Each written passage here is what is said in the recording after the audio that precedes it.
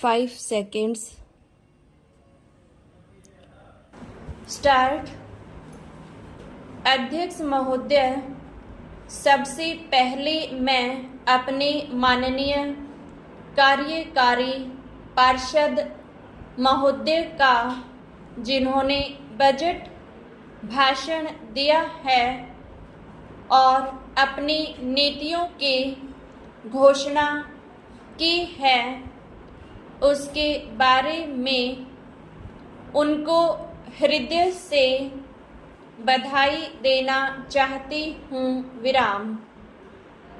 मैं यह नहीं कहती कि कोई क्रांतिकारी परिवर्तन लाना चाहता है यह बजट, लेकिन मैं यह भी देखती हूँ कि यह बजट जो है धीरे धीरे गति से समाजवाद की ओर बढ़ता जा रहा है। अपनी नीति से यह भूतकाल और वर्तमान दोनों को एक कड़ी में मिलाकर हमें उज्जवल भविष्य की ओर ले जाता है। ऐसा मुझे कहना है इस भाषण को पढ़ने से कि इसमें हमारा कोई भी वर्ग समाज का ऐसा नहीं है जिसे अछूता छोड़ा गया हो, क्योंकि भारतवर्ष एक कृषि प्रधान देश है और मैं यह समझती हूँ कि इस बजट के दौरान यह पूरी तरह से कोशिश की गई है कि ग्रामीण अर्थव्यवस्था को, जिसे हम अर्थव्यवस्था की रीढ़ भी कह सकती हैं, उस ढांचे में उस रीढ़ की हड्डी को और भी सशक्त बनाने का पूरी तरह से प्रयत्न किया गया है।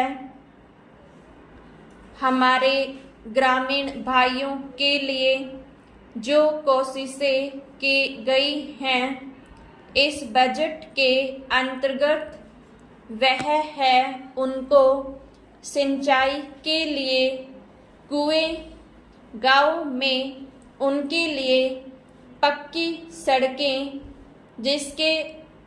जिससे उनके खेत और घर दिल्ली के साथ जोड़ने की कोशिश की गई है।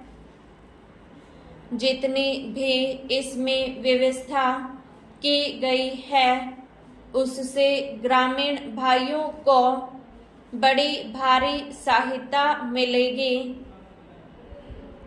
उसके अतिरिक्त ग्रामोद्योग के द्वारा जो रोजगारी का प्रबंध किया गया है उससे भी ग्रामीण अर्थव्यवस्था को एक बहुत बड़ी सहायता मिलेगी।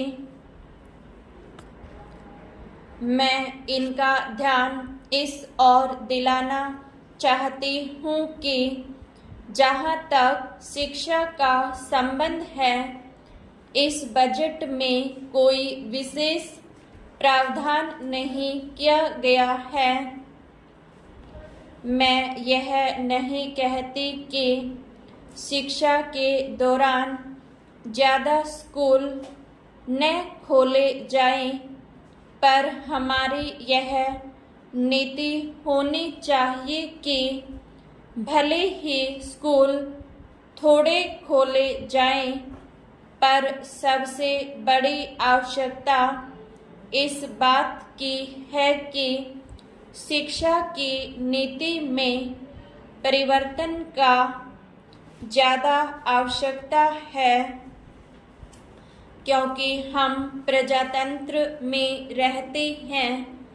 प्रजातंत्र को अगर हमें सफल बनाना है तो सबसे पहले हमें ऐसे नागरिक चाहिए जिन्हें अपने अधिकारों और अपने कर्तव्यों का भली भांति ज्ञान हो। शिक्षा की वर्तमान नीति से हम अपने अधिकारों के प्रति ज़्यादा सजग होंगे और कर्तव्यों के प्रति बिल्कुल सजग नहीं होंगे।